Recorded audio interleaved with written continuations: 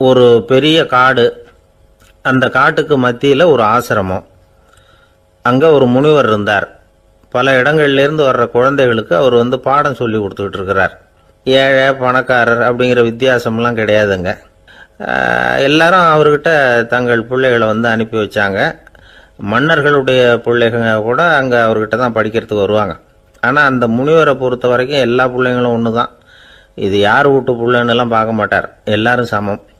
மாணவர்கள்லாம் அங்கேயே மாத கணக்கில் வருஷ கணக்கில் தங்கியிருந்து பாடம் கற்றுக்கிட்டு போகிறது வழக்கம். அவராக பார்த்து போகணுன்னு சொல்கிற வரைக்கும் அங்கேயே இருக்கணும், படிக்கணும். குருகுல வாசம். ஒரு சமயம் ஒரு ராஜகுமாரனும் அவர்கிட்ட படிச்சுக்கிட்டு இருந்தான். அவனுக்கு ஒரு 15 வயசு இருக்கும். சில வருஷம் கழித்து இந்த முனிவர் தன்கிட்ட இருக்கிற மாணவர்களுக்கெல்லாம் பரீட்சை வச்சார். அவங்களுடைய அறிவு முதிர்ச்சியை கணிக்கிறதுக்காக பல சோதனைகள்லாம் வச்சார். ஒவ்வொருத்தராக பார்த்து இனிமேல் நீங்கள் உங்கள் வீட்டுக்கு போகலாம் அப்படின்னு சொல்லி அனுப்பி வச்சுக்கிட்டு இருக்கிறார். எல்லாரும் போயிட்டாங்க. கடைசியாக மிஞ்சி இருந்தது ஒரே ஒரு மாணவன். அவனை மட்டும் வீட்டுக்கு அனுப்பல. யார் அந்த பையன் தெரியுமா? அவன்தான் அந்த ராஜகுமாரன். ராஜகுமாரனுடைய தந்தைக்கு, அதுதான் அந்த ராஜாவுக்கு, அங்கே வயசு ஏறிக்கிட்டே போகுது. என்ன இது, படிக்க போன பையன் இன்னும் திரும்பி வரலையே அப்படின்னு நினைச்சார். வந்துட்டா சீக்கிரமாக அவனுக்கு பட்டம் கட்டிவிட்டு நாம் விலகிக்கலாமே அப்படின்னு நினச்சாரு. கல்யாணம் வேற பண்ணி பார்க்கணும் பையனுக்கு. ஆனால் பையன் வர்ற வழியை காணும். ராஜா பார்த்தார். சரி, நேர்லேயே போய் என்னன்னு தெரிஞ்சுட்டு வந்துடுவோம் அப்படின்னு காட்டுக்கு புறப்பட்டார். அங்கே போய் முனிவரை பார்த்தார். முனிவர் இவரை அன்பாக வரவேற்று உட்கார வச்சார். அதுக்கப்புறம் ராஜா மெதுவா, எல்லாரையும் வீட்டுக்கு அனுப்பி வச்சுட்டீங்களாமே, ஏன் பிள்ளைய மட்டும் அப்படின்னு சொல்லி மெதுவாக இழுத்தார். முனிவர் இதுக்கு உடனே பதில் சொல்லலை. ராஜாவை கூப்பிட்டுட்டு போய் விருந்தினர் குடிசையில் தங்க வச்சார். அதுக்கப்புறம் சொன்னார், உங்கள் மகன் எல்லா பாடங்கள்லையும் முதலிடம் வாங்கியிருக்கான். இப்படி முதலாவதாக வர்ற மாணவனுக்கு நாங்கள் இன்னொரு தேர்வு வைக்கிறது வழக்கம். அதுலேயும் அவன் முதலாவதாக வந்துட்டான்னா அவன் ஒரு பெரிய வித்வான் அப்படிங்கிற கௌரவத்தை அடைஞ்சிருவான் அப்படின்னார். அதாவது முனிவர் அப்படி சொல்கிறார். அப்படி சொல்லிவிட்டு போயிட்டார் அவர். ராஜா அங்கேயே தங்கிட்டார். ராத்திரி படுத்து தூங்கினார். காலையில் எழுந்திரிச்சு அந்த குடிசைக்கு வெளியில் வந்தார் பல்லு விளக்கிறதுக்காக. அந்த சமயத்தில் தூரத்தில் ஒருத்தன் ஒரு கையில் கோடாலியை வச்சுக்கிட்டு தலையில் ஒரு பெரிய விறகு கட்டை சுமந்துக்கிட்டு வந்துக்கிட்டு இருக்கிறது மாதிரி தெரிஞ்சுது. யாராவது விறகு வெட்டியாக இருக்கும் அப்படின்னு நினைச்சார் ராஜா. கிட்ட வந்ததும் உத்து பார்க்குறாரு. பார்த்தா அது தன்னோட புள்ள. திகைச்சு போயிட்டார். என்ன இது, ஒரு ராஜகுமாரனை கூட இது மாதிரி வேலையெல்லாம் செய்ய சொல்கிறாங்களே அப்படின்னு நினைச்சார். ராஜகுமாரன் விறகு கட்டை கொண்டுகிட்டு போய் கொல்லை பக்கம் வச்சான். அந்த சமயம் முனிவர் அங்கே வந்தார். என்ன மகனே, விறகு வெட்டிட்டு வந்துட்டியா? சரி, இப்போ ஒரு துடைப்பத்தை எடுத்துக்கோ, விருந்தினர் குடிசையின் வாசல் பக்கத்தை கூட்டி பெருக்கி சுத்தம் பண்ணு போ அப்படின்னார். அப்படியே செய்கிறேன் குருவே அப்படின்னு சொல்லிவிட்டு போனான். சுத்தம் பண்ண ஆரம்பிச்சிட்டான். ராஜா பார்த்தார் இதை. உடனே ஓடியாந்தார். மகனே, என்ன காரியம் பண்ணுற? துடைப்பத்தை கீழே போடுனார். இப்போ அந்த ராஜகுமாரன் சொல்கிறான், தந்தையே, இது என்னுடைய குருதேவரோட உத்தரவு. இங்கே நான் ஒரு மாணவன். இங்கே அரசனும் ஒன்று தான், ஆண்டியும் ஒன்று தான். குருதேவர் சொல்கிறத மறுக்காமல் செய்கிறது தான் எங்கள் கடமை அப்படின்னா. இந்த சமயம் முனிவர் அங்கே வந்தார். இவனை முதுகில் தட்டி கொடுத்தார். அப்புறம் ராஜா கிட்ட சொன்னார், அரசே, உங்கள் புள்ள எங்கள் கடைசி தேர்வுலையும் வெற்றி பெற்றுட்டான். பணிவு தான் மாணவர்களின் மிக உயர்ந்த குணம். குருநாதர் சொல்றது மனசுக்கு பிடிக்கலன்னா கூட மறுக்காம செய்யணும். அப்படி செய்யறதுனால எதை செய்யலாம் எதை செய்யக்கூடாது அப்படிங்கிற விவேகம் அவங்களுக்கு வந்துடும். செய்யக்கூடாததை கூட பெரியவங்க சொல்லிவிட்டா செஞ்சுதான் ஆகணும் அப்படிங்கிற பணிவு அவங்களுக்கு வந்துடும். இந்த குணம் வந்துட்டுதுன்னா அவங்க எத்தனை கடினமான வேலையா இருந்தா கூட ரொம்ப சுலபமா செஞ்சு முடிச்சிருவாங்க. தூக்கத்திலேயும் அப்புறம் துக்கத்திலேயும் தோண்டு போட மாட்டாங்க. இந்த பணிவும் விவேகமும் அவங்க கிட்ட மன உறுதியை ஏற்படுத்தும். அந்த உறுதி உங்க பையனுக்கு வந்தாச்சு. இனிமே அவனை நீங்க அழைச்சிட்டு போகலாம். அவன் நிச்சயமா பேரும் புகழும் பெறுவான் அப்படின்னாரு. ராஜா அவரை பார்த்து, குருதேவா, புரிஞ்சுக்கிட்டேன், என்னை மன்னிக்கணும் அப்படின்னாரு. அதுக்கப்புறம் மகனை அழைச்சிக்கிட்டு நாட்டுக்கு திரும்பி வந்துட்டார். இந்த கதையை இன்று ஒரு தகவலில் சொல்லுங்க சார், உங்கள் நிகழ்ச்சியில் சொல்லுங்க சார் அப்படின்னு சொல்லி மாணவர்கள் கேட்டால் பணிவாக இருக்கிறது எப்படி அப்படிங்கிறத புரிஞ்சுக்குவாங்க அப்படின்னு சொன்னார் ஒருத்தர்.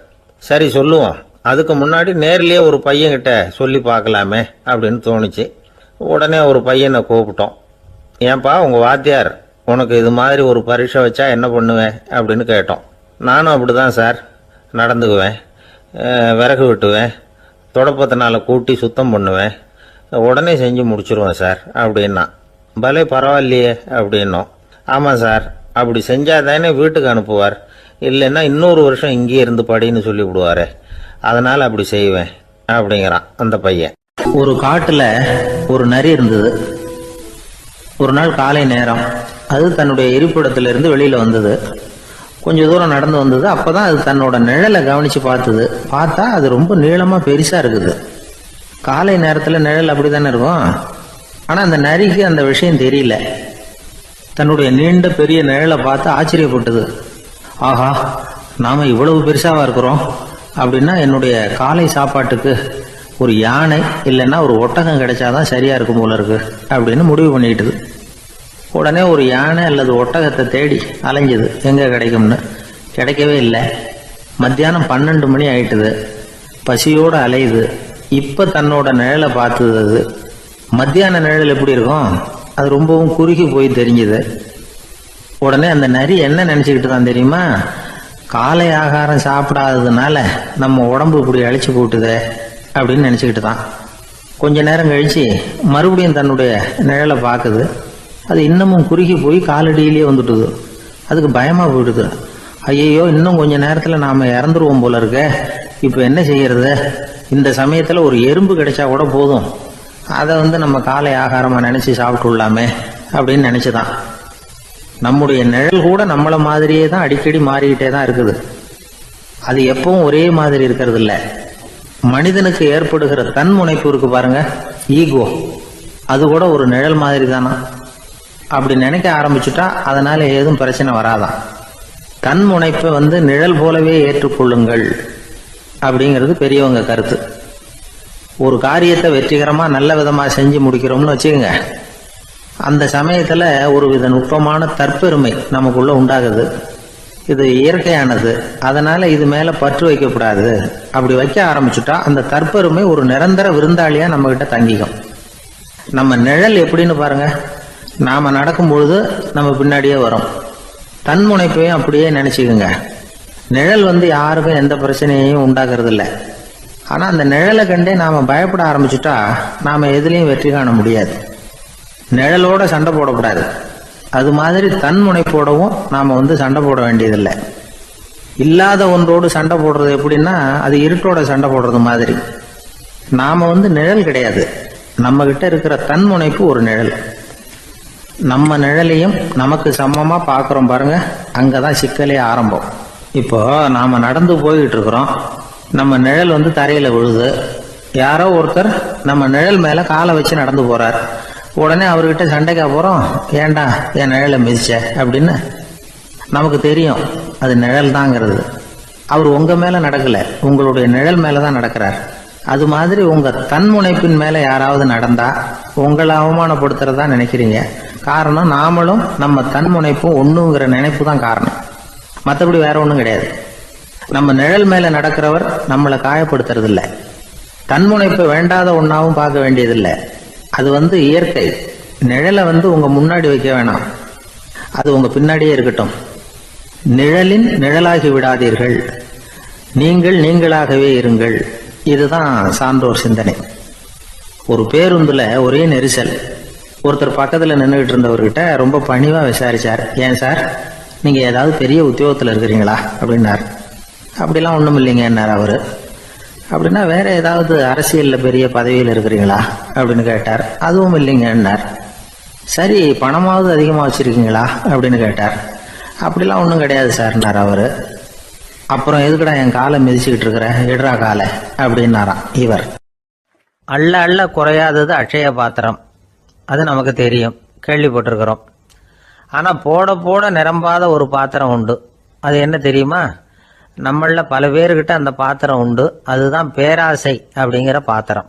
அதை நிறைவு செய்யவே முடியாது. பேராசையை பற்றி சுஃபி இலக்கியத்துல ஒரு பிரபலமான கதை உண்டாம். அதை ஒரு பெரியவர் எடுத்து சொல்லியிருக்கிறார். ஒரு மன்னர் நகர்வலம் போயிட்டு இருக்கார். ஒரு பிச்சைக்காரன் மன்னர் எதிரில் வரான். பிச்சை போடுங்கிறான். என்னுடைய அமைதியை கெடுக்காதே போங்கிறார் மன்னர். அவன் சிரிக்கிறான். அரசே, உங்களுடைய அமைதி கெடக்கூடிய நிலையில் இருந்தா அதுக்கு பேர் அமைதியே கிடையாது அப்படின்னு ஆனா. எதிரில் நிக்கிறது வெறும் பிச்சைக்காரன் இல்லை, யோகி அப்படிங்கிறத மன்னர் புரிஞ்சுக்கிட்டார். துறவியே, உங்களுக்கு என்ன வேணும்னாலும் கேளுங்க, கொடுக்குறேன்னாராம். அந்த துறவி மறுபடியும் சிரிக்கிறார். அரசே, உங்களால முடியாததையெல்லாம் கொடுக்க முடியும்னு சத்தியம் செய்யாதீங்க அப்படின்னார். மன்னருக்கு கோபம் வந்துட்டுது. என்ன இவர் இப்படி சொல்றாரு அப்படின்னு நினைச்சார். நகர்வலத்தை பாதியிலேயே நிறுத்தினார். வாங்க அரண்மனைக்குன்னார். துறவியை அழைச்சிக்கிட்டு அரண்மனைக்கு வந்துட்டார். துறவி தன்கிட்ட இருந்த பிச்சை பாத்திரத்தை நீட்டினார். இது நிறைய எனக்கு பொற்காசுகள் வேணும் அப்படின்னாராம்.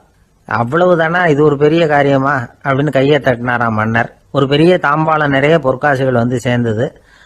அதை அள்ளி போட்டார். போட போட அந்த பிச்சை பாத்திரம் நிரம்பவே இல்லை. பொற்காசுகள் போட போட அவ்வளவே உள்ள வாங்கிக்கிட்டே இருக்குது. அரசாங்க கஜானாவே காலி ஆயிட்டுது. மூட்டை மூட்டையா பொற்காசுகளை கொட்டி பார்த்துட்டாங்க. அது முழுங்கிக்கிட்டே இருக்குது. கடைசி வரைக்கும் அந்த பிச்சை பாத்திரம் வந்து நிரம்பவே இல்லை. அரசர்கிட்ட இருந்த கர்வம் போயிட்டுது. அப்படியே பொத்துன்னு துறவி காலில் விழுந்தார். அப்போ அந்த துறவி சொன்னாராம், மன்னா, இந்த பிச்சை பாத்திரத்தை உங்களால மட்டும் இல்லை, வேற யாராலையும் நிரப்ப முடியாது. அதுக்கு என்ன காரணம்னா, இது வந்து சாதாரண பிச்சை பாத்திரம் இல்லை, பேராசைகளோட வாழ்ந்து செத்து போன ஒரு மனிதனின் மண்டை ஓடுது அப்படின்னாராம். பாருங்க, இதுதான் அந்த சுஃபி இலக்கிய கதை. செத்த பிறகும் நிறைவு இல்லைன்னா அது எப்பேற்பட்ட பேராசையா இருக்கும்னு யோசிச்சு பார்த்துங்க. நம்மளும் ஒருத்தர் கல்யாணம் பண்ணிக்க பொண்ணு பார்த்துக்கிட்டு இருந்தார். அழகு, அறிவு, படிப்பு எதுவும் தேவையில்லை, பணம் மட்டும் இருந்தா போதும் அப்படின்னு பார்க்கறவங்க கிட்ட எல்லாம் சொல்லி வச்சார். ரொம்ப நாளைக்கு அப்புறம் ஒரு பணக்காரர் கிடைச்சார். அவர் சொன்னார், இதை பாருங்க, எனக்கு 20 வயசுல ஒரு மகள், அவளை நீங்க கல்யாணம் பண்ணிக்கிட்டா 2 லட்சம் பணம் கொடுப்பேன். 25 வயசுல ஒரு பொண்ணு, அவளை கல்யாணம் பண்ணிக்கிட்டா 2.5 லட்சம் தருவேன். 30 வயசுல ஒரு பொண்ணு இருக்கா, அவளை கல்யாணம் பண்ணிக்கிட்டா 3 லட்சம் தருவேன். என்ன சொல்ற அப்படின்னாராம். இவன் கொஞ்ச நேரம் யோசிச்சு பார்த்துருக்கான். அதுக்கப்புறம் மெதுவா அவரை நிமிர்ந்து பார்த்து, ஏன் சார், உங்ககிட்ட 50 வயசுல ஏதாவது பொண்ணு இருக்கா அப்படின்னு கேட்டானா. சில பேரை இப்படி சொல்றது உண்டு, அடுத்தவங்களை அனுசரிச்சு நடந்துக்க தெரியல, அவன் என்ன சார் மனுஷன் அப்படிம்பாங்க. சக மனிதர்களோட எப்படி பழகிறது அப்படின்னு தெரியாததுனாலேயே பல பேர் இன்னைக்கு சங்கடப்பட்டுக்கிட்டு இருக்கிறாங்க. வசதி வாய்ப்பெல்லாம் சரியா இருக்கும், ஆனா வாழ்க்கை சரியா இருக்காது. இன்னொருத்தர்கிட்ட எப்படி பேசுறது பழகிறதுங்கிறது தெரியாததுனால தான் இந்த அவஸ்தை. சரி, இந்த அவஸ்தை இல்லாம வாழறது எப்படி? இதுக்கு அனுபவசாலிகள் சில வழிமுறைகளை சொல்றாங்க. அதெல்லாம் என்னென்னங்கிறத இப்ப தெரிஞ்சுக்குவோம். முதல்ல நம்ம நாக்கு நம்ம கண்ட்ரோல்ல இருக்கணும். வார்த்தைகளை வந்து கொட்டி விட்டு அதுக்கப்புறம் அள்ள முடியாம கடந்து கஷ்டப்படக்கூடாது. எப்படி பேசுறோங்கிறதும் முக்கியம், பேசுறப்ப எப்படி முகத்தை வச்சிருக்கிறோங்கிறதும் முக்கியம். அன்பா பேசினாலும் நல்லா இருக்கும். அப்படி பேசுறப்ப ஆதரவா அவர் தோள் மேல ஒரு கையை போட்டுக்கிட்டு பேசினா இன்னமும் நல்லா இருக்கும். 2வது விஷயம், இன்னொருத்தர்கிட்ட பேசுறப்ப வாக்குறுதிகளை அள்ளி வீசக்கூடாது. கொடுக்கற வாக்குறுதி குறைச்சலா இருக்கணும். அப்படி கொடுத்த வாக்குறுதியை கண்டிப்பா நிறைவேற்றணும். நாம ஒருத்தரை பாராட்டுறோம் அல்லது அவரை பத்தி அபிப்பிராயம் சொல்றோம்னா அது ஆக்கப்பூர்வமா இருக்கணும். நம்ம பாராட்டு அல்லது விமர்சனம் அடுத்தவருடைய முன்னேற்றத்துக்கு உதவுறது மாதிரி இருக்கணும். நாம சொல்றதை கேட்டுட்டு அவன் தலையில கையை வச்சுட்டு உட்காந்துடக்கூடாது. எப்பவும் உற்சாகமா இருக்கணும், முகம் மலர்ச்சியா இருக்கணும்.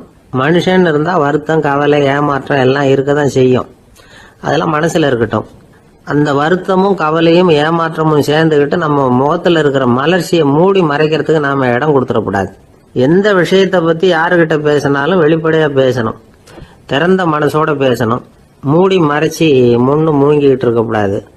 இன்னொருத்தர்கிட்ட பேசுறப்போ விவாதம் பண்ணுங்க, அது தப்பு இல்லை, ஆனா வாதாடிக்கிட்டு இருக்கக்கூடாது. அதாவது என்ன சொல்றாங்கன்னா, டிஸ்கஸ் பண்ணலாம், ஆர்கியூ பண்ணக்கூடாதான். நம்ம கிட்ட இருக்கிற நல்ல குணங்களை நாம எடுத்து சொல்லிட்டு இருக்கக்கூடாது. அந்த நல்ல குணங்களே நம்மளை பத்தி எடுத்து சொல்லணும். அது மாதிரி நடந்துக்கணும். அதே மாதிரி அடுத்தவங்க கிட்ட உள்ள கெட்ட குணங்களை பத்தி அவசியம் இல்லாம நாம பேச வேண்டியதில்லை. உங்களை பத்தி யாராவது தப்பா பேசுறாங்களா, அப்படி அவங்க பேசுறதுல உண்மை இல்லையா அப்படின்னா அதை நீங்க பொருட்படுத்த வேண்டியதில்லை, விட்டுடலாம். அது தானா போயிடும். ஒரு 4-5 பேரோட பேசிக்கிட்டு இருந்தீங்கன்னா எல்லாருக்கும் முக்கியத்துவம் கொடுங்க, யாரையும் அலட்சியப்படுத்தாதீங்க. தமாஷா பேசலாம், ஆனால் அவங்க தமாஷ் அடுத்தவங்களை கேலி பண்ணுறதா இருக்கக்கூடாது. நமக்கு கிடைக்க வேண்டியது கிடைக்கலையே அப்படிங்கிற தவிப்பு நம்மக்கிட்ட இருக்கக்கூடாது. அது தேவையில்லை. உங்கள் செயல்பாடுகள் தெளிவாக இருக்கட்டும், பாராட்டு தானாக அவங்கள தேடிட்டு வரும். இன்னொரு மனுஷனுடைய மனசில் கௌரவமான ஒரு இடத்த பிடிக்கணும்னா நாம் இந்த குணத்தை எல்லாம் நம்மக்கிட்ட வளர்த்துக்கணும். இதெல்லாம் அனுபவசாலிகள் சொல்லியிருக்கிற குறிப்புகள். இந்த குறிப்புகளை சரியாக புரிஞ்சுக்கணும், அது முக்கியம். தப்பாக புரிஞ்சுக்கிட்டா என்ன ஆகும் தெரியுமா? இதை கேளுங்க. ஒருத்தர் வந்தார். சார், அடுத்தவங்க தோள் மேலே கையை போட்டுக்கிட்டு அன்பாக பேசணும்னு சொன்னீங்க. அப்படிதான் பேசினேன். அவர் முதுக கூட தட்டி கொடுத்தேன். என் வேலை போயிடுது சார், வீட்டுக்கு அனுப்பிச்சிட்டாங்க அப்படின்னார். யாருக்கிட்ட அப்படி பேசுனீங்கன்னு கேட்டோம். என் முதலாளிகிட்ட சார் அப்படிங்கிறார் ரொம்ப சோகமா. ஒரு மாணவனை பார்த்தேன். என்ன தம்பி படிப்புலாம் எப்படி இருக்குது அப்படின்னு விசாரித்தேன். அவன் ரொம்ப அழுத்துக்கிட்டான். நான் நல்லா தான் சார் படிக்கிறேன், இருந்தாலும் புத்தியில் சரியாக ஏற மாட்டேங்குது சார் அப்படின்னா. சரி, இவனும் நம்ம ரகம்தான் அப்படின்னு சொல்லி முடிவு பண்ணிட்டோம். கல்வி கற்கக்கூடிய ஒரு மாணவன் சம்பந்தப்படுற புத்திகள் பல வகை. அதை பற்றி ஒரு பெரியவர் விளக்கி இருக்கிறார். மிருத்து புத்தின்னு ஒன்று இருக்குதான். மிருத்துன்னா மண்ணால் செவுறு கட்டுறோம்ல, மண் சுவரில் ஆணி அடிக்கிறதும் சுலபம், அதை பிடுங்கி எடுக்கிறதும் சுலபம். அது மாதிரி சில பேர் குரு சொல்லி கொடுக்குறத சுலபமாக கேட்டு தெரிஞ்சு வச்சுக்குவாங்க, கொஞ்ச நேரத்தில் சுலபமாக மறந்தும் போயிடுவாங்க. இது மிருத்து புத்தின்னு பேர், மண் புத்தி. தாரு புத்தின்னு ஒன்று உண்டான். தாருன்னா மரம். அதில் பச்சை மரத்தில் ஆணி அடிக்கிறது சுலபம், ஆனால் அதை எடுக்கிறது கஷ்டம். அது மாதிரி ஆசிரியர்கிட்ட இருந்து கேட்டதை கவனமாக மனசில் பதிய வச்சுக்கிட்டு அதை மறக்காமல் இருக்கிறது தாரு புத்தி. பட்டை மரமாக இருந்தால் அதில் ஆணி அடிக்கிறதும் கஷ்டம், அடிக்கிற ஆணியும் சீக்கிரம் நழுவிடும். அது மாதிரி கேட்குற விஷயம் மனசில் பதியறதும் கஷ்டம். அப்படியே பதிஞ்சாலும் அது நீடிச்சு இருக்கிறதும் கஷ்டம், கொஞ்ச காலத்தில் மறந்துடும். இன்னொரு வகை புத்தி ஒன்று உண்டு. அதுக்கு பேர் சிலா புத்தின்னு பேர். சிலான்னா கல். ஒரு கருங்கல்லில் 4 துளையை போட்டு ஒரு துளையில் உளியை வச்சு அடித்தா மற்ற துளை வழியாகவும் பிளந்து கல் 2 ஆகிடும். அது மாதிரி சந்தியான இடங்களில் குறிப்பாக ஒரு பொருளை சொன்னால் அதை வச்சுக்கிட்டு மற்றதையும் தெரிஞ்சுக்கிறது, அது சிலா புத்தின்னு பேர். வேணு புத்தின்னா என்ன தெரியுமா? வேணுன்னா மூங்கில் கணுவில் ஒரு பக்கம் உளியை வச்சு அடித்தா 2 பக்கமும் பிளந்துடும். அது மாதிரி ஒரு செய்தியை கேட்டுக்கிட்டு இருக்கிறப்பவே அதோட முன்பின் தொடர்களையும் தெரிஞ்சுக்கணும், அது வேணு புத்தி. தைல புத்தின்னு ஒன்று உண்டு. தைலம்ங்கிறது எண்ணெய். தண்ணியில் ஒரு துளி எண்ணெயை விட்டால் அது தண்ணி பூரா பரவி போடுதில்ல, அது இப்படி பரவுறது மாதிரி ஆசிரியர் சுருக்கமாக ஒரு கருத்தை சொன்னால் அதை வச்சுக்கிட்டு பூரா விஷயங்களையும் தெரிஞ்சுக்கணும், அது தைல புத்தி. கற்பூர புத்தின்னு ஒன்று கேள்விப்பட்டிருக்கோம். அது எப்படின்னா, கற்பூரம் தீ பட்ட உடனே பிடிச்சிக்கும். ஆசிரியர் சொன்ன உடனே நுண்ணறிவோட பாடங்களை புரிஞ்சுக்கிறது இந்த வகை புத்தி. கரி புத்தின்னு ஒன்று. அது எப்படின்னா, கரியில் நெருப்பை வச்சு விசிறிய பிறகு அதுக்கப்புறம் அது கறி நெருப்பாகும். அது மாதிரி காலம்பரை சாயந்தர வேலைகளில் ஆசிரியர் பாடம் சொல்லி கொடுப்பார், அதை கொண்டு புரிஞ்சுக்கிறது இந்த வகை. கதலித்தண்டு புத்தின்னு ஒன்று சொல்லுவாங்க. கதலிங்கிறது வாழை மரம். வாழைத்தண்டில் தீ வைக்கிறது எவ்வளவு சிரமமோ அவ்வளவு சிரமத்தோடு கல்வி கற்கிறது கதலித்தண்டு புத்தி. இதை தவிர இன்னும் சில வகையான மாணவர்களை கூட அடையாளம் காட்டுறாங்க. ஆசிரியர் சொன்னதில் நல்லதை மட்டும் எடுத்துக்கிறவன் அன்னம். ஆசிரியர் கிடைச்ச இடத்துல பாடத்தை கேட்டுக்கிட்டு பிறகு தனியாக உட்காந்து சிந்திக்கிறவன் பசு. பசுமாடு அப்படி தானே, புல் கண்ட இடத்துல மேயும், அதுக்கப்புறம் நிதானமாக அசை போட்டுக்கும். ஆசிரியர் சொன்னதை தவிர வேற எதையும் சொல்ல முடியாதவன் கிளி. பல இடங்களில் பாடங்கள் கேட்டு கடைசியில் ஒன்றும் புரியாமல் போகிறவன் ஆடு. ஆடு ஒரு செடியில் வயிறார மேயாது, ஒரே செடியில் இக்கரைக்கு அக்கறை பச்சைன்னா அங்கேயும் இங்கேயும் அலைஞ்சிக்கிட்டே இருக்கும். சில பேருக்கு எருமைன்னு பேர். எருமை எப்படின்னா குளத்து நீரை கலக்கி தான் குடிக்கும். அது மாதிரி ஆசிரியர் மனசை நோக செய்து பயில்கிற மாணவர்கள்லாம் இந்த ரகம். இவ்வளவுலாம் இருந்தாலும் இந்த காலத்து மாணவர்கள்லாம் ஒரு தனி ரகம். ஒரு ஆசிரியர் வகுப்பில் பாடம் நடத்திக்கிட்டு இருந்தார். இலக்கண வகுப்பு. இறந்த காலம், நிகழ்காலம், எதிர்காலம், past tense, present tense, future tense, இதை பற்றிலாம் பாடம் நடத்துகிறார்.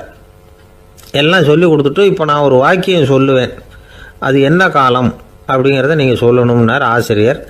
சரி, நாங்கள் மாணவர்கள்லாம், நான் நாளைக்கும் பாடம் நடத்தப் போகிறேன், இது என்ன காலம் அப்படின்னு கேட்டார் ஆசிரியர். அதாவது நான் நாளைக்கும் பாடம் நடத்தப் போகிறேன், இந்த வாக்கியம் என்ன காலம்னு கேட்டார். ஒரு பையன் மெதுவாக எழுந்திரிச்சு சொன்னான், இது எங்கே போதாத காலம் சார் அப்படின்னு சொல்லிவிட்டு உட்காந்துட்டானு. ஒரு பள்ளிக்கூடம், அதில் வசதியான வீட்டுக்குள்ள ஒருத்தன் படிச்சுக்கிட்டு இருந்தான்.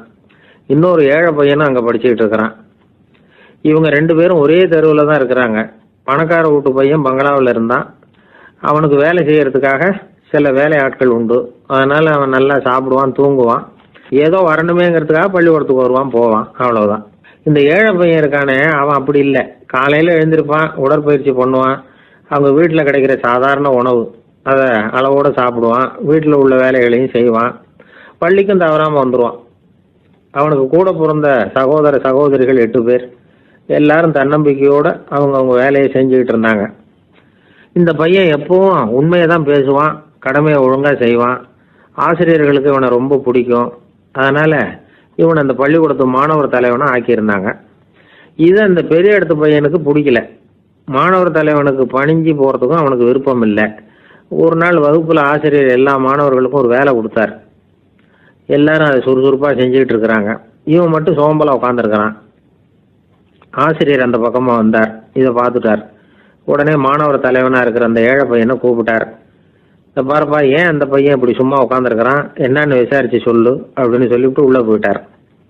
இவன் மெதுவாக போய் அவன்கிட்ட விசாரிச்சான், ஏன் இப்படி சோர்ந்து போய் உட்காந்துருக்கிற அப்படின்னு. அவன் ரொம்ப அலட்சியமாக இவனை திரும்பி பார்க்குறான். என்னோட சிரமம் உனக்கு என்ன தெரியும்? வீட்டில் என்னுடைய சௌகரியங்களை கவனிக்கிற வேலையாட்கள் 2 பேரும் இன்னைக்கு வேலைக்கு வரல. அதனால் என்னோட வேலையெல்லாம் நானே கவனிக்கிற மாதிரி ஆயிட்டுது. அதனால் சோர்ந்து போயிட்டேன் அப்படின்னு நான். அப்புறம் கேட்டிருக்கான், அது சரி, உன்னுடைய வீட்டில் உன்னுடைய வேலைக்காரங்க வராத போது நீ எப்படி சமாளிக்கிற அப்படின்னு கிண்டலாக கேட்டிருக்கான். அதாவது இவன் ஏழைங்கிறதையும் இவன் வீட்டில் வேலை செய்யறதுக்கு யாரும் இல்லைங்கிறதையும் இப்படி சொல்லி கிண்டல் பண்ணுறான். இந்த ஏழை பையனுக்கு இது புரிஞ்சுது. மனசு வேதனை போட்டுது. இருந்தாலும் வெளியில் காட்டியாமல் சிரிச்சுக்கிட்டே சொன்னானா, எனக்கு அந்த கவலையே கிடையாது.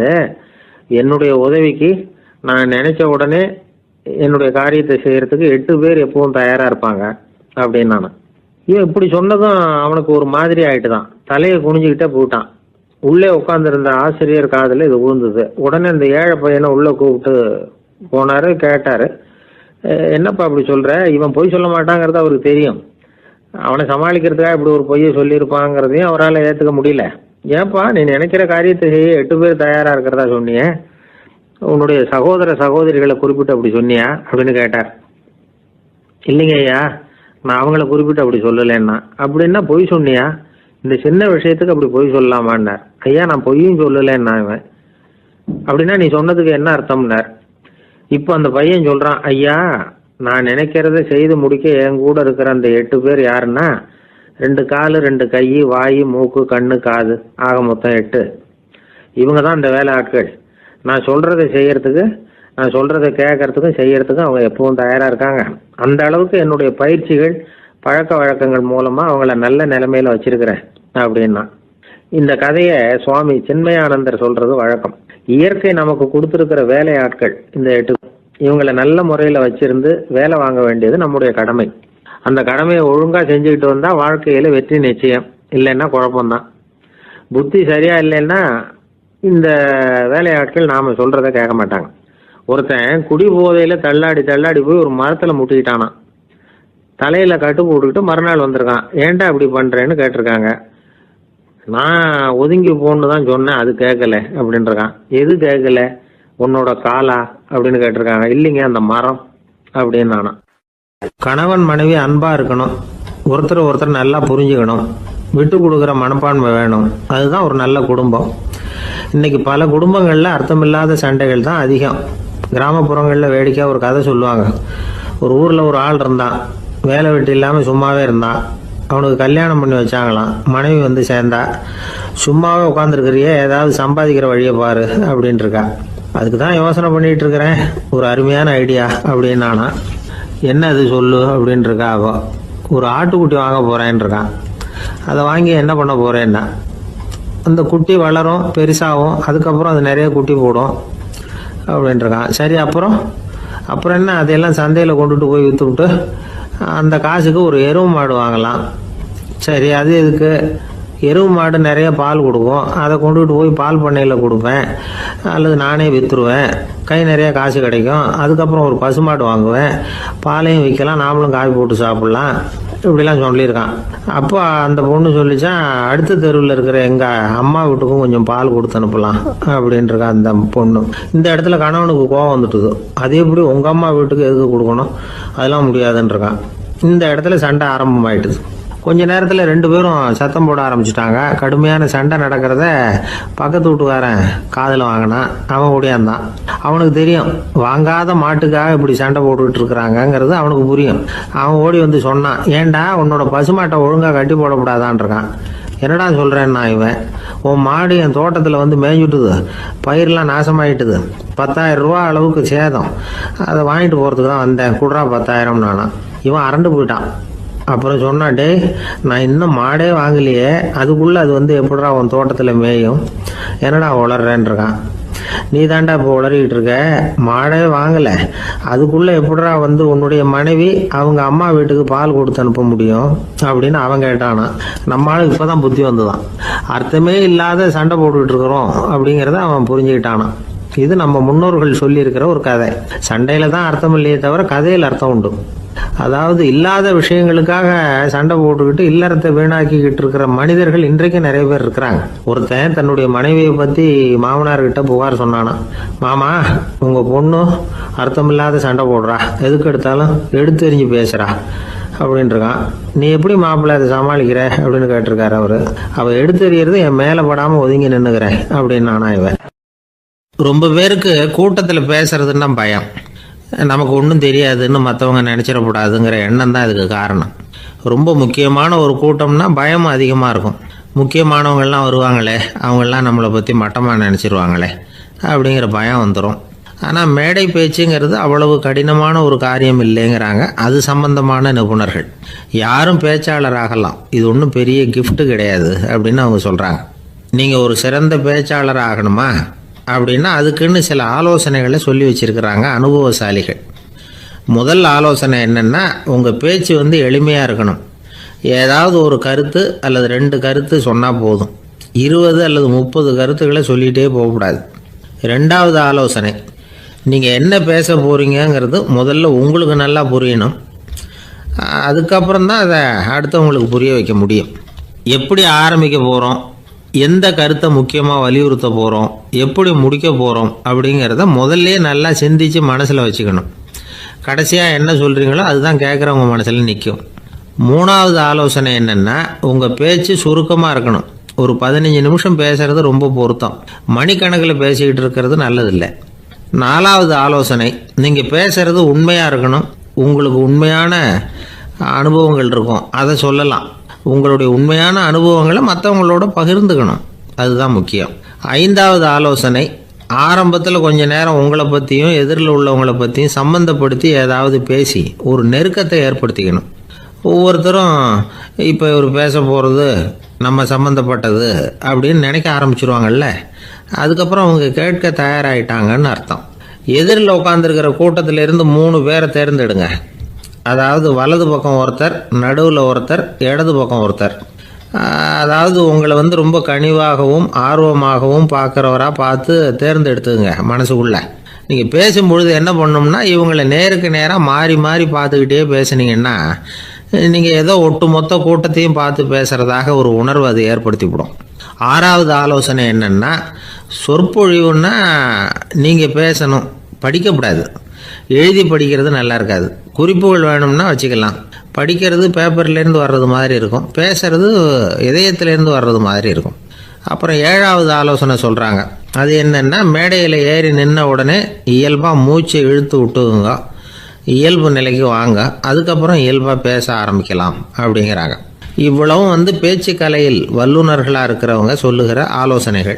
இதையெல்லாம் கடைபிடிச்சா நமக்கும் அதுக்கும் வெகு தூரம்னு நினச்சிக்கிட்டு இருந்த ஒன்று இப்போ கிட்டத்தில் நெருங்கி வந்துடும். நாம் சொல்கிறபடியெல்லாம் அது கேட்கும். ஒரு பேச்சாளர், அவருக்கு சுருக்கமாகவே பேச தெரியாது. மேடையில் ஏற்றி விட்டுவிட்டா போதும், ஆரம்பிச்சிருவார், நிறுத்த மாட்டார், பேசிக்கிட்டே இருப்பார். ஒரு தடவை அவர் ஒரு கூட்டத்தில் ரொம்ப நேரம் பேசிக்கிட்டே இருக்கிறார். எதிரில் பொறுமை இழந்த ஒருத்தர் தன்னுடைய கை கடிகாரத்தை காட்டினார். அதை கவனித்த பேச்சாளர், மன்னிக்கணும், கை கடிகாரம் நான் கொண்டுகிட்டு வர மறந்துட்டேன், அதுதான் நேரம் போனதே தெரியல அப்படின்னு சொல்லியிருக்கிறார். இதுக்கு அவர் சொன்னாராம் கோபமா, ஏய்யா கடிகாரத்தை தான் பார்க்க முடியல மறந்துட்டேன், பக்கத்தில் மாட்டியிருக்கிற கேலண்டரையாவது பார்க்கக்கூடாதா அப்படின்னாராம். தானத்தில் சிறந்தது எது அப்படின்னு ஒரு கேள்வியை கேட்டு தானத்தில் சிறந்தது நிதானம் அப்படின்னு அதுக்கு ஒரு பதிலும் சொல்கிறவங்க உண்டு. நிதானம் ரொம்ப அவசியம், அதுவும் இன்றைய உலகத்துக்கு ரொம்ப அவசியம். இன்றைக்கி உலகம் ரொம்ப பரபரப்பாக போய்கிட்டு இருக்குது. பொறுமையாக இருக்கணும்னு நினைக்கிறவங்களால கூட அப்படி இருக்க முடியறதில்ல. பொறுமையை சோதிக்கிறது மாதிரி பல சம்பவங்கள், அதையெல்லாம் சந்திச்சே தீர வேண்டியிருக்குது. எங்கே போனாலும் க்யூவில் நிற்க வேண்டியிருக்குது, எங்கே போனாலும் காத்துக்கிட்டு இருக்க வேண்டியிருக்கு. ஆஃபீஸ்லேயோ வீட்லேயோ கூட நீங்கள் நிதானமாக பொறுமையாக நடந்துக்க தெரியலன்னா உங்களுக்கு சிடுமூஞ்சி முசுடு இப்படிலாம் பேர் வச்சுருவாங்க. அது உங்களுக்கு தேவையா? சரி, வாழ்க்கையில் பொறுமைசாலின்னு பேர் வாங்கிறதுக்கு என்ன வழி? முதல் பாயிண்ட், நீங்கள் நினைக்கிறது, எதிர்பார்க்கறது, செய்கிறது எல்லாமே 100% கரெக்டாக நடக்கணும்னு ஆசைப்படக்கூடாது. எதுவாக இருந்தாலும் அதில் ஓரளவுக்கு தவறு நடக்கலாம் அப்படிங்கிறத எதிர்பார்த்தே இருக்கணும். ஓரளவுக்கு அதை அனுமதிக்கணும். ஒரு நண்பரை 6 மணிக்கு ஒரு இடத்துக்கு வர சொல்லியிருக்கிறீங்க, 6 மணிக்கு அவர் வரலை, உடனே பொறுமை இழந்து நடந்துக்கக்கூடாது. ஒரு 10 நிமிஷம் டிலே ஆகலாம். ஒரு வர்ற வழியில் பஸ்ஸு கூட ஏதாவது டிராஃபிக்கில் மாட்டியிருக்கலாம். அதெல்லாம் எதிர்பார்த்தே கொஞ்சம் காத்திருக்கிறதுல ஒன்றும் தப்பு இல்லை. சில சமயம் டிலே ஆகிறது கூட நல்லதாக முடியும். ஒரு பஸ்ஸை தவற விட்டுட்டு ஐயோ கொஞ்சம் ஒரு 2 நிமிஷம் முன்னாடி வந்திருந்தா பிடிச்சிருக்கலாமே அப்படின்னு தவிச்சிக்கிட்டு இருப்பாங்க சில பேர். அடுத்தபடியாக வர்ற பஸ்ஸு நேரடியாக நீங்கள் போக வேண்டிய இடத்துக்கே கொண்டு போய் விடுற பஸ்ஸாக கூட இருக்கலாம். அது உங்களுக்கு முன்னாடி தெரியாதுல்ல. சில நெருக்கடியான சூழ்நிலைகளை தமாஷா எடுத்துக்கிறதுக்கு பழகிக்கணும். சில இடங்களுக்கு போகிறப்ப காத்திருக்கிறதுக்கு நம்ம மனசை தயார்படுத்திக்கிட்டே போகணும். ஒரு ரயிலுக்கோ பஸ்ஸுக்கோ அல்லது விமானத்துக்கோ கப்பல் பிரயாணத்துக்கோ போகிறப்போ அங்கே போய் நீங்கள் மணிக்கணக்கில் கூட காத்துக்கிட்டு தான் இருக்கணும். புறப்படுற நேரம் கூட மாறலாம். நீங்கள் போய் சேர்ந்ததும் அது உடனே புறப்படணும்னு கட்டாயமாக என்ன? அது மாதிரி சமயத்தில் படிக்கிறதுக்குன்னு சில சுவாரஸ்யமான புத்தகங்களையும் கையில் எடுத்துக்கலாம். உங்களை சுற்றி எவ்வளவோ சுவாரஸ்யமான சம்பவங்கள் நடந்துக்கிட்டு இருக்குதுல்ல, அதையெல்லாம் வேடிக்கை பாருங்கள். எதுக்காக காத்துக்கிட்டு இருக்கிறோமோ அந்த காரியத்தில் உண்மையாகவே நமக்கு ஒரு அக்கறை இருந்தால் நமக்கு போர் அடிக்காது. சில கோயில்களில் பார்த்துருப்பீங்க, தரிசனத்துக்காக பக்தர்கள் நாள் கணக்கில் காத்துக்கிட்டு இருப்பாங்க. அவங்களெலாம் அழுத்துக்கிறது இல்லை. ஆண்டவனை தரிசிக்கணுங்கிற உண்மையான அக்கறை இருக்கிறதுனால அவங்களுக்கு போர் அடிக்கிறது இல்லை. ஆனால் சில சினிமா தியேட்டரில் கூட பார்க்கலாமே, சினிமா கியூ கூட அப்படி தான். சாயந்தரம் 6 மணி ஆட்டத்துக்கு காலம்பரம் 6 மணிக்கே போய் கூட காத்துக்கிட்டு இருப்பாங்க. அவங்களுக்கெல்லாம் போர் அடிக்காது, படம் பார்க்குற ஆர்வம். இன்னொரு முக்கியமான விஷயத்தை நாம் பழக்கப்படுத்திக்கணும். லிவ் ஃபார் தி மூமெண்ட் அப்படிங்கிறாங்க நிபுணர்கள். ரொம்ப பேர் எப்படின்னா அடுத்தபடியாக நடக்க போகிற விஷயத்திலேயே கவனமாக இருப்பாங்க. அந்த நினைப்புலேயே இந்த நிமிஷத்தை பொறுமை இல்லாமல் கழிப்பாங்க. ஒருத்தர் இருக்கார், அவர் எப்படின்னா ஆஃபீஸ் முடியறதுக்குள்ளேயே சார் 5 மணிக்கெல்லாம் ரெடியாக இருங்க, நாம் அந்த ஹோட்டலில் போய் டிஃபன் சாப்பிட்ணும் அப்படின்னு 4 மணிலேருந்து சொல்லிகிட்டு இருப்பார். 4:55 பரபரப்பாக ஓடி வருவார். 2 பேரும் புறப்படுவோம், ஹோட்டலுக்கு போவோம், சாப்பிட்டுக்கிட்டு இருப்போம். அப்படி சாப்பிட்டுட்டு இருக்கிறப்ப சார் சாப்பிட்டு முடித்ததும் நேராக ஒரு ஜவுளி கடைக்கு போகிறோம் அப்படிம்பார். பரபரக்க சாப்பிட்டு முடிப்பார், புறப்படுவார். ஜவுளி கடையில் அவசரமாக சீக்கிரம் பில் போடுங்க சார், சினிமாவுக்கு நேரம் ஆகிடும்பார். சினிமா தியேட்டரில் உட்காந்து அடுத்தபடியாக எங்கே டின்னர் சாப்பிட்றதுன்னு யோசனை பண்ணிகிட்டு இருப்பார். ராத்திரி படுக்கையில் விழுந்ததுக்கு அப்புறமும் நாளைக்கு காலையில் எழுந்திரிச்சதும் அதை பண்ணணும் இதை பண்ணணும்னு திட்டம் போட்டுக்கிட்டே இருப்பார். அதாவது எப்போவும் அடுத்த நிமிஷம், அடுத்த நாள், அடுத்த வாரம், அடுத்த வருஷம், இதுதான் அவங்க சிந்தனை. இந்த நிமிஷம் என்ஜாய்மெண்ட்டை அவங்க இழந்துடுறாங்களாம். அதனால தான் வாழ்நாள் பூரா பொறுமையின்மை, அவஸ்தை, அல்லல். அதனால் நாம் எல்லாரும் வாழ்க்கையில் நிதானமாக இருக்கிறதுக்கு கற்றுக்கணுமா. அதுக்காக இந்த நிதானத்துக்கு வேறு விதமான அர்த்தம் பண்ணிக்கக்கூடாது. ஒருத்தர் அப்படித்தான் ஒரு தடவை அவருடைய குதிரை காணாமல் போயிட்டு தான். அதுக்காக அவர் கவலைப்படலை, நிம்மதியாக இருந்தார், சந்தோஷமாக இருந்தார். என்ன சார் இது, உங்கள் குதிரை திருட்டு போயிட்டுதுங்கிறீங்க, நீங்கள் கவலைப்படாமல் இருக்கிறீங்களே அப்படின்னு கேட்டாங்களாம். அதுக்கு அவர் சொல்லியிருக்கார், நல்ல வேலை சார், கட்டியிருந்த குதிரை காணாமல் போயிருக்குது. நான் அது மேலே உட்காந்துருக்கிற சமயம் அது காணாமல் போயிருந்ததுன்னா, திருட்டு போயிருந்ததுன்னா நானும் சேர்ந்தில் காணாமல் போயிருப்பேன் அப்படின்னாராம். எவ்வளவு நிதானமான ஆள் பாருங்க. காசியில் இருக்கிற கடவுள் காசி விஸ்வநாதர், அங்கே இருக்கிற தேவி காசி விசாலாட்சி. இவங்க 2 பேரும் ஒரு நாள் பேசிக்கிட்டு இருந்தப்போ கடவுள் சொன்னார், இந்த மனிதர்களை நாம் ரொம்பவும் நம்பிக்கையோடு தான் படைச்சிருக்கிறோம். இருந்தாலும் அவங்களுக்கு தான் நம்பிக்கை இல்லை, எதுலேயும் ஒரு உண்மையான நம்பிக்கை இல்லாமல் வாழ்ந்துக்கிட்டு இருக்கிறாங்க அப்படின்னார். என்ன அப்படி சொல்கிறீங்க? அதை பாருங்கள், எவ்வளவு பேர் காசியை தேடிட்டு வந்து கங்கையில் குளிச்சுக்கிட்டு இருக்கிறாங்க. அவங்களெலாம் நம்பிக்கை இல்லைன்னா இவ்வளவு தூரம் தேடிட்டு வந்து இங்கே குளிப்பாங்களா அப்படின்னு நாங்கள் தேவி. சரி, அதை சோதித்து பார்க்கலாம் அப்படின்னு 2 பேரும் முடிவு பண்ணிக்கிட்டாங்க. உடனே ஒரு திட்டம் போட்டாங்க. அது எப்படின்னா, நாம் 2 பேருமே பக்தர்கள் மாதிரி உருவத்தை மாற்றிக்கிட்டு கங்கை கரைக்கு போக வேண்டியது. நான் வந்து கங்கையில் இறங்கி குளிக்கிறேன், கொஞ்ச நேரத்தில் சுழலில் மாட்டிக்கிட்டது மாதிரி நடிக்கிறேன். நீ உடனே கரையிலிருந்து சத்தம் போடும், என்னோடய வீட்டுக்காரரை யாராவது காப்பாற்றுங்களேன்னு சத்தம் போடும். அதோடு இன்னொன்று சொல்லு, யாராவது ஒரு புண்ணிய ஆத்மா அவர்கிட்ட போய் அவருடைய முடியை பிடிச்சி இழுக்கணும். அப்படி ஒரு சாபம் இருக்குது எங்களுக்கு. புண்ணிய ஆத்மா, அதாவது எந்த பாவமும் செய்யாத இல்லாத ஒருத்தர் தான் அவரை காப்பாற்ற முடியும். அப்படிப்பட்டவங்க யாராவது வெள்ளத்தில் குதிச்சு என்னுடைய கணவரை காப்பாற்றுங்கோ அப்படின்னு நீ சத்தம் போடு, கூச்சல் போடு, என்ன நடக்குதுன்னு பார்க்கலாம் அப்படின்னார் கடவுள். சரின்னு சொல்லி 2 பேருமா சாதாரண பக்தர்கள் மாதிரி கங்கை கரைக்கு வந்து சேர்ந்தாங்க. அவர் இறங்கி குளித்தார். திட்டம் போட்டது மாதிரியே சுழலில் மாட்டிக்கிட்டது மாதிரி கத்துனார். கரையில் இருந்த அந்த அம்மா, ஐயோ என் கணவரை காப்பாற்றுங்களேன், யாராவது காப்பாற்றுங்களேன்னு கத்துனாங்க. பல பேர் ஓடி வந்தாங்க. உடனே இவங்க, பாவம் இல்லாத புண்ணிய ஆத்மா ஒருத்தரால் தான் என்னுடைய கணவர் காப்பாற்றப்படணுங்கிறது விதி, அப்படி ஒரு சாபம் இருக்குது, அதனால் புண்ணிய ஆத்மா யாராவது அவர்கிட்ட போய் அவர் முடியை பிடிச்சி தூக்குனா அவரை காப்பாற்றி விடலாம் அப்படின்னாங்க. இவங்க இப்படி சொன்னதும் எல்லாரும் திகைச்சு போய் நின்றுட்டாங்க. ஒவ்வொருத்தருக்கும் அவங்க செஞ்ச பாவம்லாம் ஒவ்வொன்றா ஞாபகத்துக்கு வர ஆரம்பிச்சுட்டுது. சரி, இதுக்கு நாம லாயக்கு இல்லை அப்படின்னு சொல்லி ஒதுங்கி போக ஆரம்பிச்சிட்டாங்க எல்லாம். இந்த சமயத்தில் யாரோ ஒருத்தர் வேகமாக ஓடி வந்தார், ஆற்றுல குதிச்சார். அவர்கிட்ட போனார், முடியை பிடிச்சார், தூக்குனார், அவரை காப்பாற்றி கரைக்கு கொண்டுட்டு வந்துட்டார்.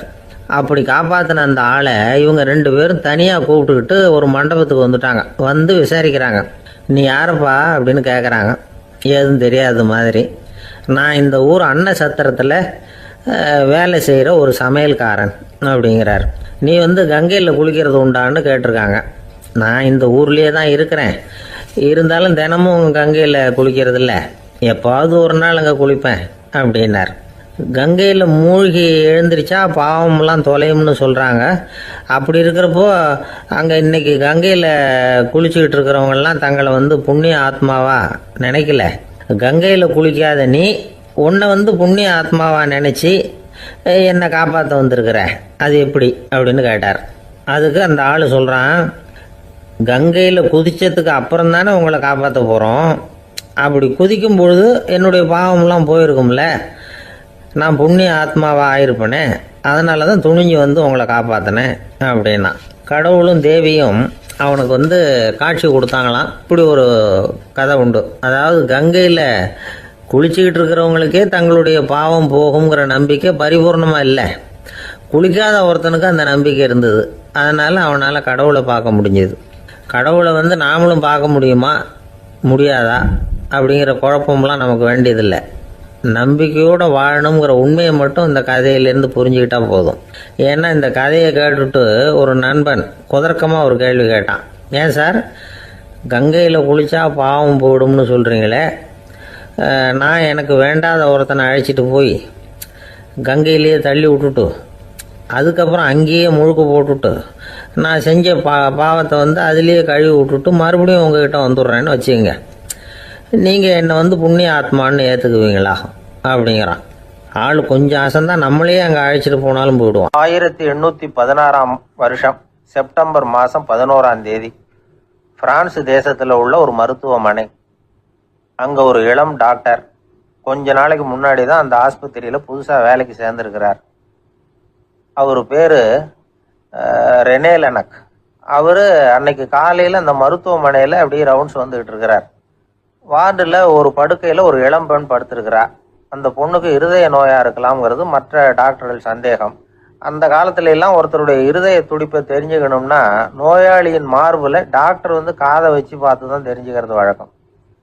ஆனால் இந்த பெண்ணும் வந்து இளம் பெண், அந்த டாக்டரும் புதுசாக சேர்ந்துருக்கிறவர். அதனால் பரிசோதனை பண்ண தயங்கினார். கொஞ்ச நேரம் யோசனை பண்ணார். திடீர்னு ஒரு ஞாபகம் வந்தது அவருக்கு. அதாவது அன்னைக்கு விடியற் காலையில் தோட்டத்தில் அப்படி வாக்கிங் போயிட்டு இருந்தப்போ சின்ன பசங்கள்லாம் ஒரு மரக்கட்டையை வச்சு விளையாடிட்டு இருந்தாங்களாம். அதை இவர் பார்த்துருக்கிறார். அது என்ன விளையாட்டுனா, ஒரு நீளமான மரப்பலகை, அதில் ஒரு முனையில் ஒரு பையன் தன்னுடைய காதை வச்சுக்கிட்டு இருக்கிறான், மறுமுனையில் இன்னொரு பையன் அந்த மரப்பலகையை ஒரு ஆணியால் கீறிக்கிட்டு இருக்கிறான். ஒரு முனையில் ஆணியால் கீறும் பொழுது மறுமுனையில் காதை வச்சிருக்கிற பையனுக்கு அந்த சத்தம் துல்லியமாக கேட்குது. அந்த டாக்டருக்கு காலையில் பார்த்த இந்த விளையாட்டு ஞாபகத்துக்கு வந்துட்டுது. உடனே என்ன பண்ணார் தெரியுமா? ஒரு நீளமான காகிதத்தை எடுத்தார். அதை அப்படியே உருளை மாதிரி உருட்டினார். ஒரு முனையை அந்த நோயாளியின் மார்பில் இடது பக்கம் வச்சார், இன்னொரு முனையில் தன்னுடைய காதை வச்சார். என்ன ஆச்சரியம்! நோயாளியின் மார்பில் நேரடியாக காதை வச்சு கேட்கறத விட துல்லியமாக கேட்டுது இதய துடிப்பு. இதய துடிப்பு மட்டும் இல்லை, மூச்சு இழுத்து விடுறது, திரவ பொருள்களின் அசைவு, எல்லா சத்தமும் தெளிவாக கேட்குது. கிரேக்க மொழியில் ஸ்டெத்தாஸ் அப்படின்னா மார்பு, ஸ்கோப்பின் அப்படின்னா பார்ப்பதுன்னு அர்த்தம். அதனால் டாக்டர் ரெனே லெனக் தான் கண்டுபிடிச்ச கருவிக்கு ஸ்டெத்தஸ்கோப் அப்படின்னு பேர் வச்சார். அவரே வந்து முதல் மாடலையும் செஞ்சார். அளவு ரொம்ப பெருசாக இருந்தது, சுலபமாக எடுத்துகிட்டு போகிறது கஷ்டம், அது அவ்வளோ கஷ்டமாக இருந்தது அது. அதனால் அவரே அதை அப்புறம் 2 பிரிவாக தயார் பண்ணார். இது 2 துண்டையும் டாக்டர் தன்னோட கோட்டு பாக்கெட்டில் வச்சுக்கலாம், தேவைப்படுறப்ப எடுத்து ஒன்றா சேர்த்துக்கலாம். இப்படி தான் அவர் ஆரம்பத்தில் பண்ணார். தன்னுடைய இந்த கண்டுபிடிப்பை பற்றி அவர் ஒரு புத்தகம் எழுதினார். நிறைய விற்றுது, புகழும் பணமும் சேர்ந்தது. பணமும் புகழும் வந்து சேர்ந்தது மாதிரியே அவருக்கு ஒரு நோயும் வந்து சேர்ந்தது. அது என்ன நோயின்னு கண்டுபிடிக்கிறதுக்கும் அவர் கண்டுபிடிச்ச கருவி தான் உபயோகப்பட்டு தான். அவரே அதை கண்டுபிடிச்சார். அவருக்கு வந்திருந்தது காச நோய். 1826ஆம் வருஷம் ஆகஸ்ட் மாதம் 13ஆம் தேதி உலகத்தின் முதல் ஸ்டெதஸ்கோப்பை கண்டுபிடிச்ச டாக்டர் ரெனே லெனக் காலமானார். அவர் சாகிறதுக்கு முன்னாடி மரத்தால் செஞ்சு வச்சிருந்த ஸ்டெதஸ்கோப்பை தனக்கு வேண்டியப்பட்ட ஒரு டாக்டர்கிட்ட கொடுத்து, என்னுடைய சொத்துக்கள்லேயே ரொம்ப வசந்தது அப்படின்னு சொன்னாராம். அதுக்கப்புறம் 3 வெள்ளைக்காரங்க சேர்ந்து இந்த கருவியில் சில மாற்றங்களை பண்ணாங்க. ஆனால் 1829 லண்டனில் டாக்டர் நிக்கோலஸுங்கிறவர் ஒரு காதால் இதய துடிப்பை கேட்கறத விட டாக்டர் 2 காதாலையும் கேட்கறது தான் சரியாக இருக்கும் அப்படின்னு ஒரு கருத்தை வெளியிட்டார்.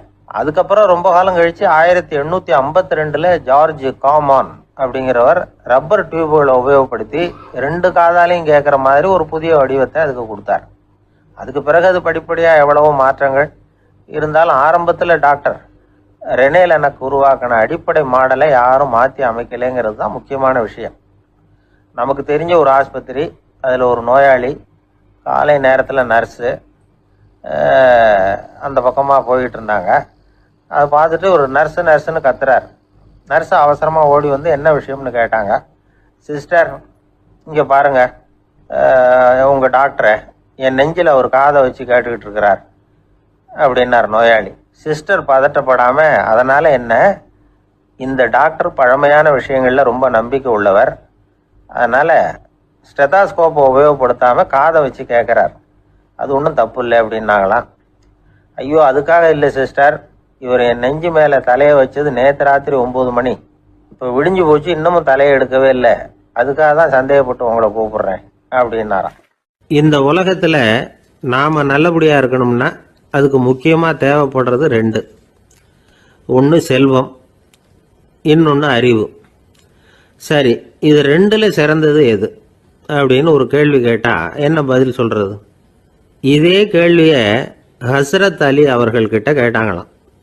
அவர் ஒரு பெரிய அறிஞர். கேள்வி கேட்டவங்களும் சாதாரண ஆட்கள் இல்லை, இவங்களும் அறிஞர்கள். ஒரு நாள் ஹஸ்ரத் அலி அவர்கள்கிட்ட 10 அறிஞர்கள் வந்தாங்களாம்.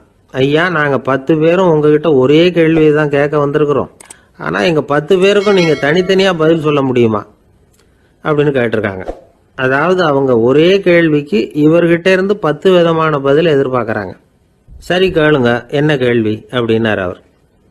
அப்போ தான் அவங்க கேட்டாங்களாம், செல்வம், அறிவு, இது 2ல் சிறந்தது எது? இதுதான் கேள்வி. ஹஸ்ரத் அலி என்ன பண்ணார் தெரியுமா? அவங்கள ஒவ்வொருத்தராக கூப்பிட்டார், ஒவ்வொரு விதமான பதிலை சொல்லி அனுப்புனார். முதல்ல ஒருத்தரை கூப்பிட்டார், சொன்னார், அறிவுங்கிறது தீர்க்க தரிசிகள், ஞானிகள், மகான்கள், இவங்களோட பரம்பரை சொத்து. ஆனால் செல்வம்ங்கிறது கொடுங்கோலரின் ஆயுதம், அதனால் அறிவு தான் சிறந்தது அப்படின்னார். ரெண்டாவது ஆளை கூப்பிட்டார். உங்ககிட்ட செல்வம் இருந்தால் நீங்கள் தான் அதை காப்பாற்றணும், ஆனால் அறிவு உங்களை எப்பவும் காப்பாற்றும், ஆகவே அறிவு தான் சிறந்தது அப்படின்னார். மூணாவது ஆளை கூப்பிட்டார். செல்வந்தனுக்கு எப்போதும் விரோதிகள் அதிகம், ஆனால் அறிஞனுக்கு நண்பர்கள் அதிகம், அதனால் அறிவு தான் சிறந்ததுன்னார். அடுத்தவரை கூப்பிட்டார். செல்வம் அடுத்தவங்களுக்கு கொடுக்க கொடுக்க குறையும், ஆனால் கல்விங்கிறது அதிகரிச்சுக்கிட்டே வரும், கொடுக்கறதுனால குறையாது, அதனால் அறிவு தான் சிறந்ததுன்னார். இன்னொருத்தரை கூப்பிட்டார். அறிவுள்ளவன் எப்பவும் அதை அடுத்தவங்களுக்கு வாரி வழங்கிக்கிட்டே இருப்பான், அதனால் அவங்ககிட்ட தாராளத்தன்மை இருக்கும், ஆனால் செல்வந்தன்கிட்ட கஞ்சத்தனம் தான் இருக்கும், அதனால் அறிவு தான் சிறந்ததுன்னார். ஆறாவது நபரை கூப்பிட்டார். செல்வத்தை கள்வர்கள் திருடிட்டு போக முடியும், ஆனால் அறிவை அப்படி திருடிட்டு போக முடியாது அப்படின்னார். ஏழாவது நபரை கூப்பிட்டார். செல்வம் கால ஓட்டத்தில் அழிஞ்சிரும், ஆனால் அறிவை கால ஓட்டம் ஒன்றும் பண்ண முடியாது, ஆகவே அறிவே சிறந்ததுன்னார். எட்டாவது ஆளை கூப்பிட்டு சொன்னார். செல்வத்துக்கு எப்பவும் எல்லை உண்டு, நிறை உண்டு, அளவு உண்டு, கணக்கு உண்டு, ஆனால் அறிவுக்கு அப்படிப்பட்ட எல்லை எதுவும் கிடையாது, அதனால் அதுதான் சிறந்ததுன்னார். அடுத்தவனை கூப்பிட்டார். செல்வம் உள்ளத்தில் உள்ள ஒளியை போக்கிவிடும், இருட்டை உண்டாக்கிவிடும், விரிந்த மனப்பான்மையை குறுகலாக்கிவிடும், ஆனால் அறிவு அப்படி இல்லை, இருண்ட உள்ளத்தில் ஒளியை பாய்ச்சி அதை விசாலப்படுத்துது, அதுதான் சிறந்ததுன்னார்.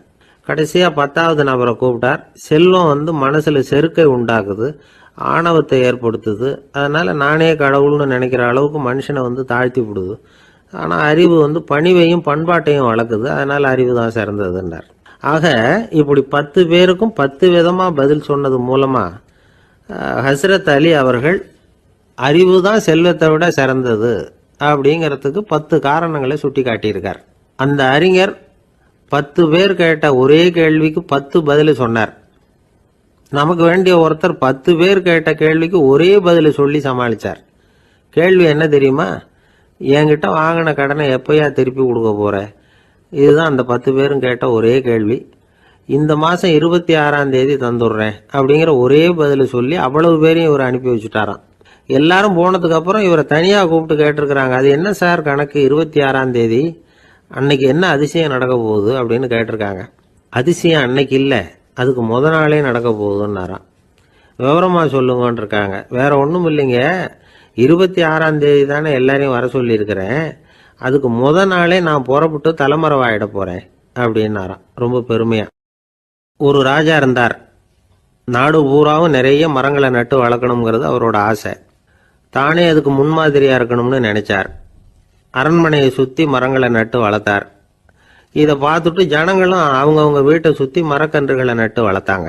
கொஞ்ச காலத்தில் ஊர் பூரா பசுமையாக மாறிச்சு, எல்லாருக்கும் சந்தோஷமாக இருந்தது. இது ஒரு பக்கம் இருக்கட்டும், இப்போ நான் சொல்ல போகிற கதை வேற. அதாவது அந்த ராஜா ஒரு நாள் தன்னுடைய அரண்மனையை சுற்றி இருக்கிற விதவிதமான மரங்களை எல்லாம் போய் பார்த்தார். எப்படி இருக்கிறீங்க அப்படின்னு ஒவ்வொரு மரத்துக்கிட்டையும் விசாரிச்சாராம். எந்த மரமும் சந்தோஷமா இருக்கிறதா தெரியல, அது அதுக்கும் மனசுல ஒரு குறை.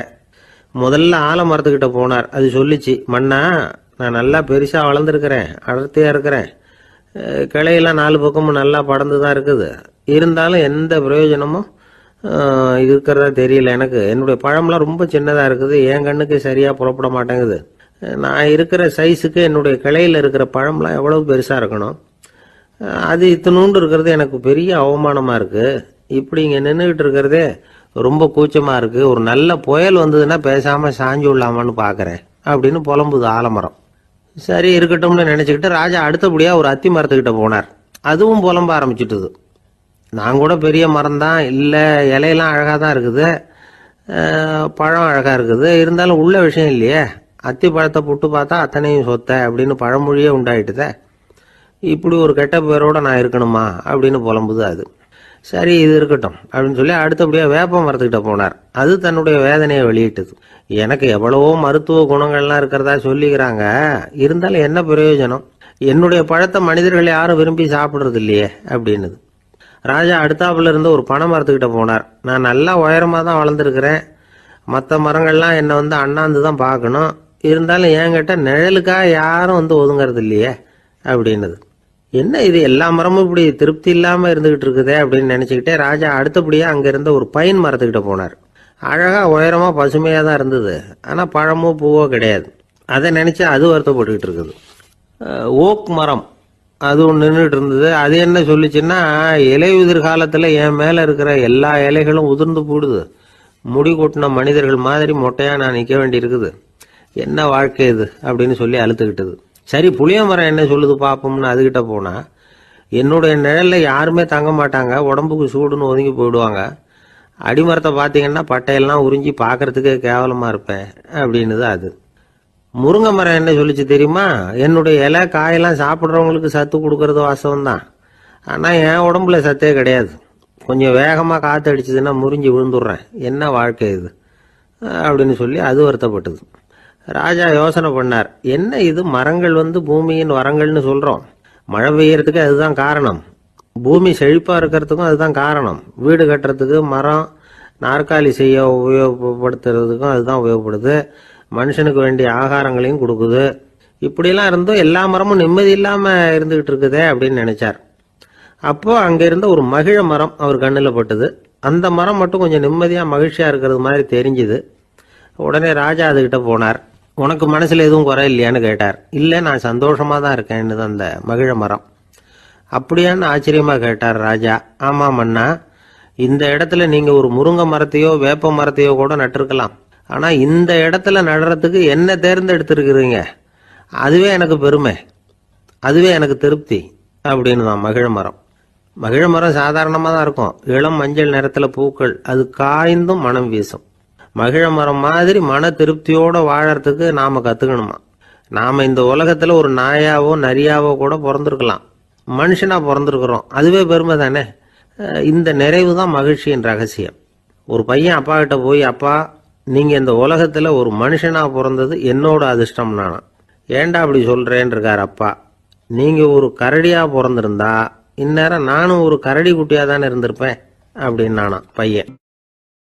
ஐயா, என்னுடைய நூல் வெளியீட்டு விழாவுக்கு அவசியம் நீங்கள் வரணும் அப்படின்னு கூப்பிட்டார் ஒருத்தர். எப்போ வரணும்னு கேட்டேன். அடுத்த வாரம்னார்.